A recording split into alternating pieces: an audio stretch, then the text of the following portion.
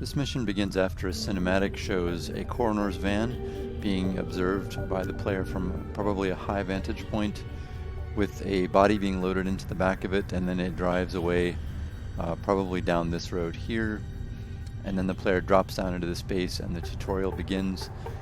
The idea here is we slowly unlock player abilities from the most basic to the most advanced. At times we fake some of this stuff, like we do have areas like this where the walls have spikes or things like that that are unclimbable.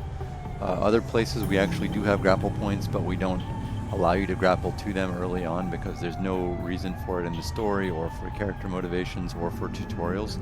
So we slowly unspool these ability opportunities as we run through the level. So we start off with the most basic movement. Here we find at the outer edge of the campus plaza, we find a campus security garage with a checkpoint booth and an area a garage where they could store their vehicles. And the idea here behind this partially open garage door is this would seem forced open, almost maybe a little bent on the edge. The player doesn't know this, but it's from a talon forcing their way in from this route here. So we get our crouch tutorial coupled with that jammed open door there. And we enter the garage, the sort of work area of the campus security. We see almost like a break table here. We do some environmental storytelling showing that this place was abandoned in a hurry and some kind of unpleasantness happened here maybe, but we don't really know what. We don't tell you what it is, but the idea here is we're following the path of the thing that we learn eventually is the killers. So we're sort of uncovering the mystery as we go in and we do our tutorial at the same time. So from here we get a chance to do our climb tutorial. This is a small area. The player could actually wander around beyond the truck there, but they always have to come back to here. We put a diamond on it on the tutorial area so it's very clear. So here we had the player just do their climb tutorial. Then we have this small gated area on the side of the building which is perfectly aligned to have our jump tutorial. Yeah. Then here we approach the plaza. Here we just jump down, and shortly after we jump down we get a look at which positions us perfectly to a view of the third floor, which in VO ideally would be described by the player as the third floor being where Langstrom's office is. So the initial idea here is the player is going to Langstrom's office. They don't know he's dead. They need to talk to him. So the first thing they would do is they would just try to get to the office the fastest way they can, which is grapple. The player can wander around the plaza, but they can't enter any of the buildings. They can't grapple anywhere else. We do have grapple points in this plaza, but we lock them away dynamically until they're needed in a later encounter. So here we just grapple up to the third floor. We drop down into the balcony. This is kind of a reading room or something here. And here we find evidence of a forced entry. And shortly after we enter, we get the prompt to tutorialize AR. So we turn it on, we scan our tracks. These tracks here should look like claw-like edges, the idea being like talon feet are kind of sharp. So the AR is picking up and amplifying the tracks, which are sort of micro abrasions that wouldn't be easily seeable by the naked eye, but the AR makes them really obvious. So we get the prompt here in the objective to follow the tracks using AR. We see more signs of forced entry as we go in here. We can see that something took a path in here directly to this door back here. This area here is full of professors' offices. If we look around, we actually see some names. These are actually, in DC lore, these were actually professors who worked at the university for one reason or another over the years. So we follow the tracks back to Langstrom's office. We see his name on the door. We find some suspicious evidence here. We find that it looks like the office is broken into, but he's not there. Maybe we could have some VO where the player calls out to Langstrom. The door doesn't budge. So we decide to follow the tracks even further. We keep following them to this door, to the stairwell. If the player tries to go to the stairwell first, we just could use a small VO or something where the player says, I need to check Langstrom's office. Then we unlock this door for them, just through sort of a logical flow of player character motivations, really. So here we have kind of like a slow walk down the stairwell. I'm still keeping narrative walk on all through this section. I think it helps maintain the really just narrative gameplay. Here, this is a good opportunity for us to have a walk and talk where the player radios the belfry for some sort of background information. So here we find evidence of a forced entry again. The tracks lead us right to our first vent. We get not a tutorial, but a reminder to crouch to get in the vent. We go forward. As we enter this, there should be a look at here. There's a look at right now, but it's not turned on. So when the player drops down here, we force a camera push. I wasn't the only person looking for right Langstrom. here to the murder scene. Better call this in. Heads up. Someone beat us to Langstrom. GCPD's been all over his lab. Knowing how overworked their C teams are, it's a safe bet they missed something. Yeah, so here the player character, they phone in the murder to the belfry, and the objective turns into investigate the lab. We get a prompt somewhere in here to turn on your AR to look around some more. It's not a tutorial, just a prompt. The player tries to leave. Again, we do the same thing. We get a bit of a reminder telling them that if they try to get out this way, it says, no, I need to finish investigating the lab. Like, they have no reason to leave. It's what they're here for, is to solve crimes. So yeah, they find evidence of a scuffle. If they look around some more, they find some hidden rail tracks here. Just saying something moves in the wall here. They look around a little more. They find a rotating false book in the bookcase. And AR shows them how to rotate it.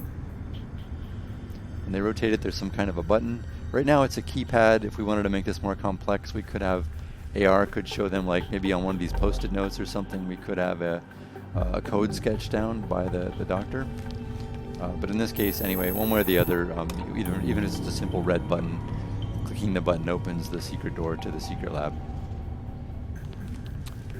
And so this isn't finalized. This layout is finalized, actually, for the lab, but right now, eventually the player finds this hard drive on the table, which is encrypted and then needs to be taken as evidence, but narrative wants this hard drive to be hidden in something else. For a while it was hidden inside some kind of, maybe a jar of formaldehyde and samples, maybe somewhere over here.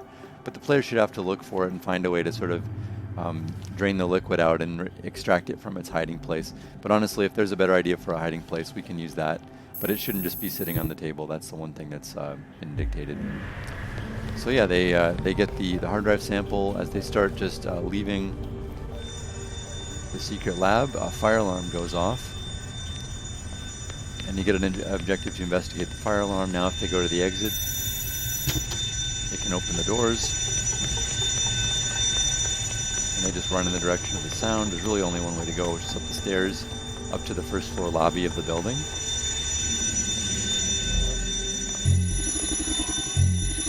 They go here, they find this door was locked from the outside originally if the player tried to open it. But from this side, they can pick the lock and open it. Now here we get our cutscene, showing the freaks invading the campus, basically vandalizing everything they see.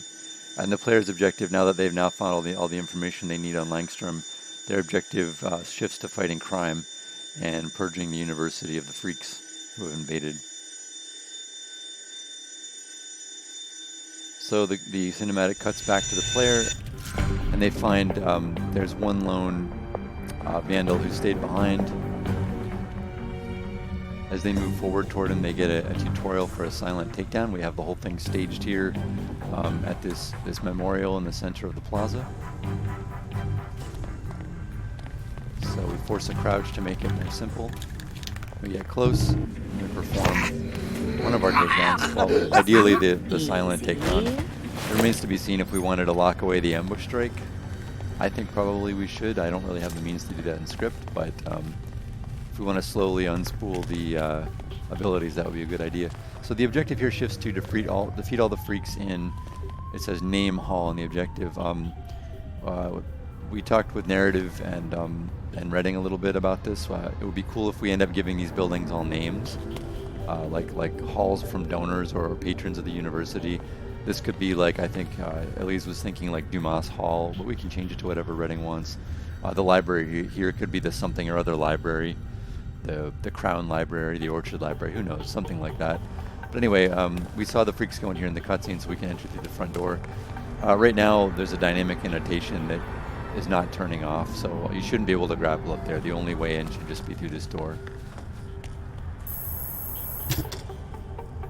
So here we enter the lobby of this building. We get a prompt to toggle our AR, which reminds us that we can see enemies through walls. So here we sort of softball you. We set up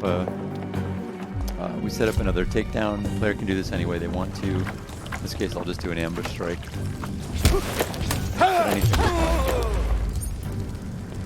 Another note on the first Vandal who's silent. Reading had suggested it. Maybe we make it really obvious he won't hear you. Maybe he has headphones on and we hear some music through his headphones. That could really reinforce the fact that you can do a silent takedown there. So from here you progress upstairs to the classrooms. This is just like a building full of classrooms, really. We get up here, we find freaks on the top floor, presumably the ones who threw the vending machine down from the top of the building. We get our evade tutorial right here. This is a little weird that it says press A to evade and A to continue. That needs to be ironed out, but... So we get that, then we get our light attack tutorial. So we're supposed to ideally try to do both, with light attacks and evading. Got my eye on you, girly! Too easy! And unfortunately, I did one in there, and the quick fire is not able, which it really shouldn't be. So once you defeat that guy, this guy comes out, Got you! and he should come out kind of like a spawn closet, so you can't go in that room yet.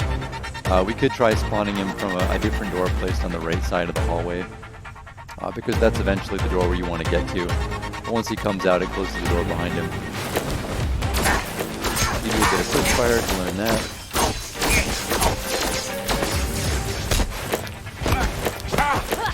We don't force you to actually defeat them with that move. It's just sort of showing you can do it, adding to your combat arsenal. So once you get through there, you can go to this door. There's a long interact on it right now.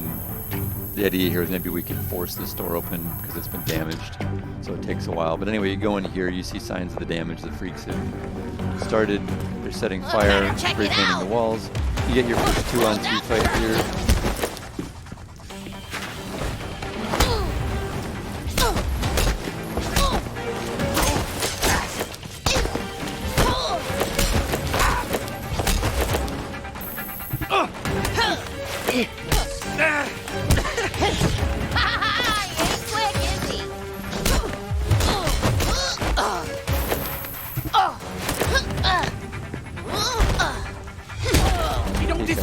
Take out these guys.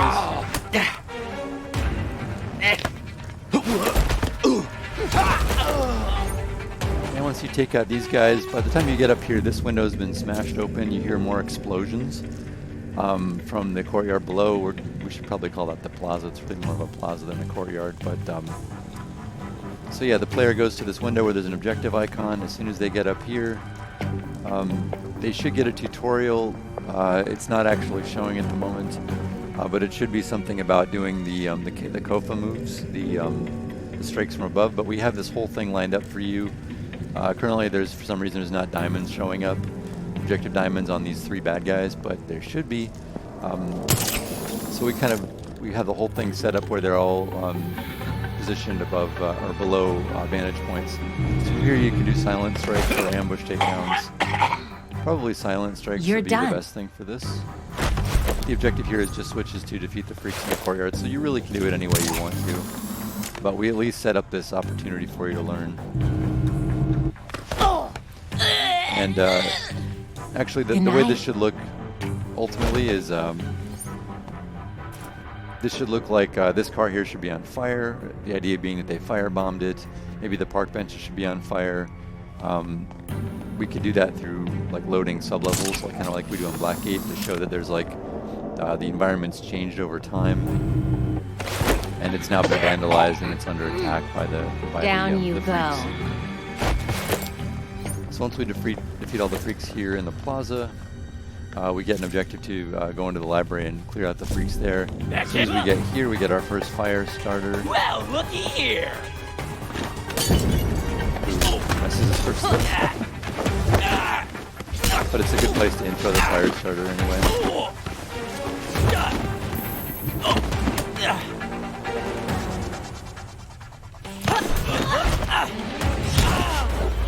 Okay, so here we get the other doors are locked. There's really just one way up to the balcony of the main library. We get up here, we get a tutorial reminder to check our AR again.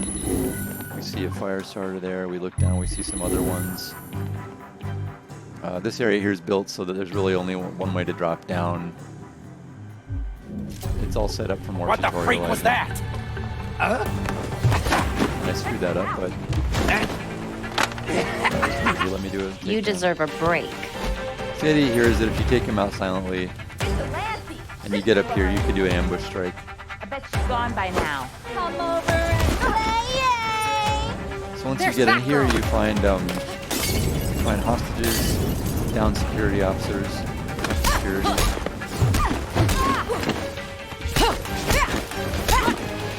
You're fighting these guys to pretty much just free the hostages.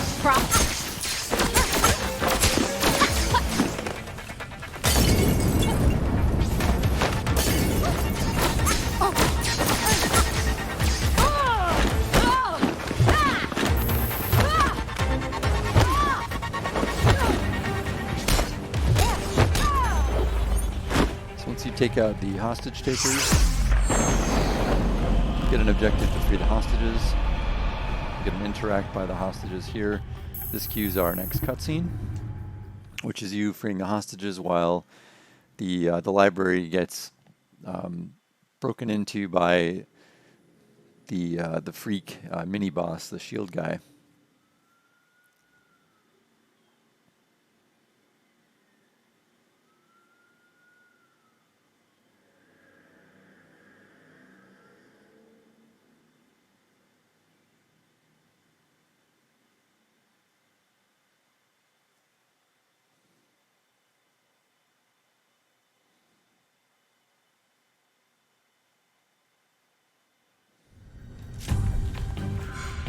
So the player character there needs to be teleported to the right position after that cinematic to match up with the orientation of things.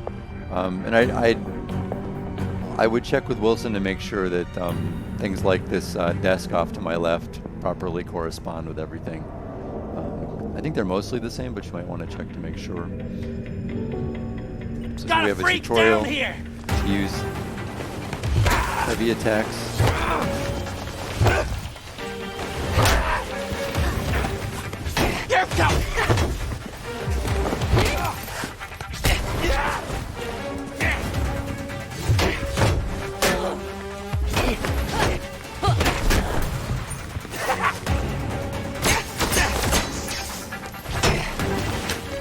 Want to...